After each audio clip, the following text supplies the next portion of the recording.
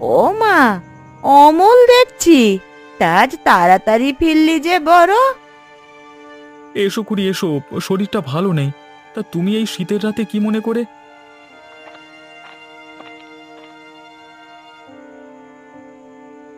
দুটো ভাত খেতে এলাম বাবা, বড্ড শীত পড়েছে আজ। আমি একা মানুষ, নিজের জন্যে হাত পুড়িয়ে আর রান্না করতে ইচ্ছে করেনি। আমি তো বলি তোমায় নিত্য এসে খেয়ে যেতে, এই বয়সে কি রান্না বান্না করতে ইচ্ছে করে? কিন্তু কি করব বল, তোদেরও তো অভাবের সংসার, আমি আর চাপ দিতে চাই না। তো অমলের মুখখানি শুকিয়ে আছে কেন বউ? কি হয়েছে ওর? কিছু হয়নি খুড়ি, একটু অসুস্থ লাগছে। এ অসুস্থতার লক্ষণ নয় বাছা, বুড়ি হয়েছে মানুষ দেখে দেখে। এই খুড়ির চোখকে ফাঁকি দিতে পারবি নে, তোকে চিন্তা রোগে ধরেছে। ঠিক বলেছ খুড়িমা, আমরা সবাই চিন্তিত। ও যে মহাজনের কাছে চাকরিটা করত, সেটা চলে গেছে। ও, এই কথা? এত চিন্তা করছিস কেন বেটা? চাকরি গেলে নতুন চাকরি নিবি। সে চেষ্টাই করেছি দিনভর, কিন্তু কোনো ফল হয়নি। এই শীতের মৌসুমে কোনো মহাজন কাজ দিচ্ছে না।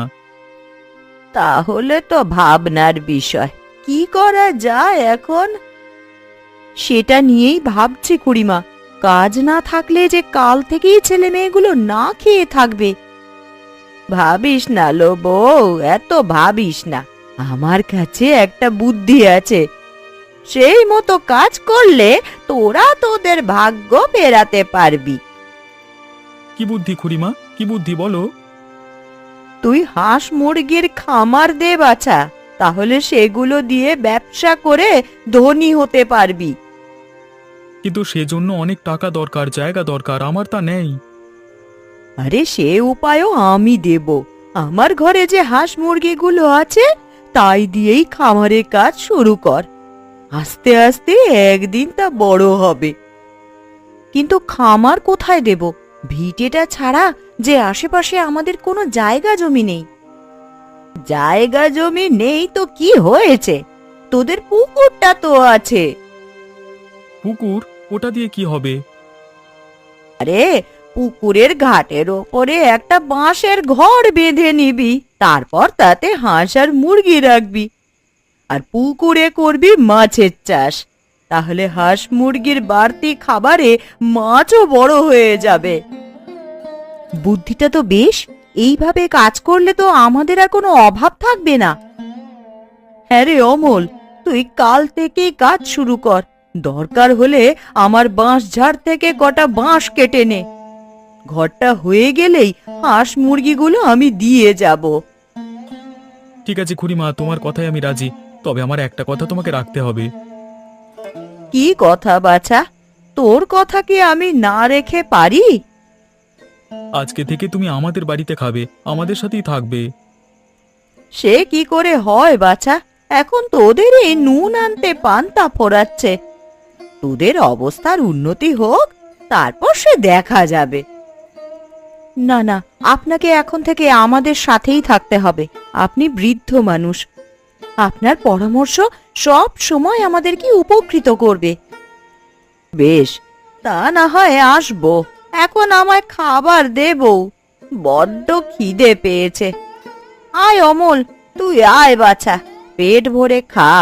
না খেলে কাজ করবে কিভাবে? তোমার কথা শুনে আমার সব দুশ্চিন্তা কেটে গেছে খুড়ি। এখন আমার মনে আর কোনো ভয় নেই।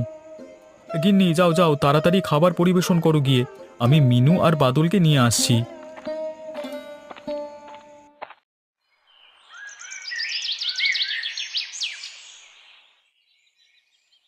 গিন্নি, কুড়ুলটা দাও দেখি, কাটা বাঁশ কেটে নিয়ে আসি। সে কি, এত সকালে বাঁশ কাটতে যাবে? হ্যাঁ, এ সকাল সকাল কাজটা শুরু না করলে দিনে দিনে শেষ করতে পারবো না বউ। এখন কথা না বাড়িয়ে কুড়ালটা দাও তো দেখি। তুমি দাঁড়াও, আমি এক্ষুনি নিয়ে আসছি।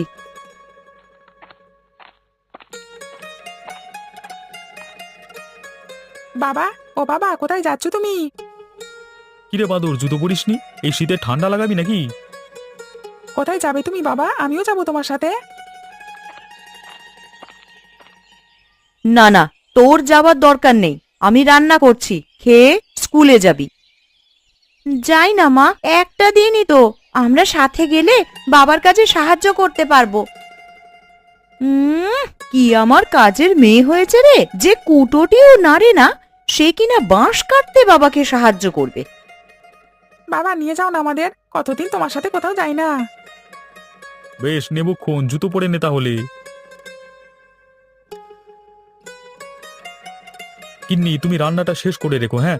আমরা এসে খাওয়া দাওয়া করি, কাজে লেগে যাব, ঠিক আছে?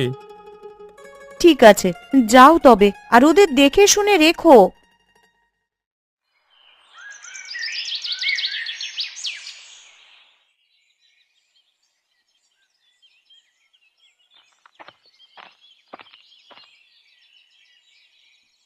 কিরে অমল, কাজ কত দূর?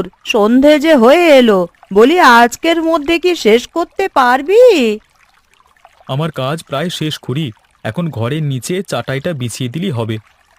বেশ বেশ, তাহলে তাড়াতাড়ি কর, আমি বরং দাদু ভাইদের নিয়ে ওই হাঁস মুরগিগুলো নিয়ে আসি। তাই যান, আমরা এদিকটা সামলে নিচ্ছি। মিনু, বাদল, মুরগির ছানাগুলোকে ভালোভাবে ধরে আনিস, পাছে ছুটে না যায় আবার। তা আনবো মা, চলো ঠাকুমা হাঁস মুরগিগুলো নিয়ে আসি। গিন্নি ধরো, ওরা আস্তে আস্তে আমরা মেঝের চাটাইগুলো বিছিয়ে দিই। তাই চলো। এই হয়ে গেছে আমাদের চাটাই বেছানো, এখন হাঁস মুরগিগুলো ছেড়ে দিলেই হবে।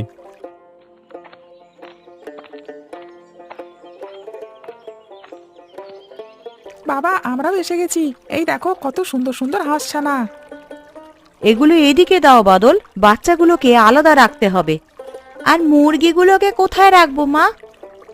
ওগুলো ওই কোনায় রাখ, বাকিগুলো নিয়ে এলে একসাথে রাখা যাবে। ঠিক আছে, আমরা আরো নিয়ে আসি তবে।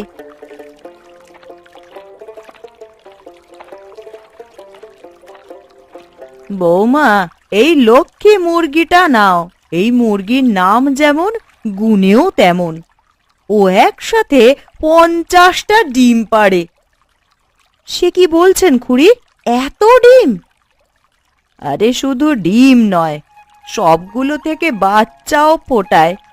এই মুরগি তোমাদের খামারে থাকলে কদিনেই খামার ভরে যাবে। তাহলে তো এই মুরগিটাকে যত্নে রাখতে হবে। হ্যাঁ, একে আদর যত্ন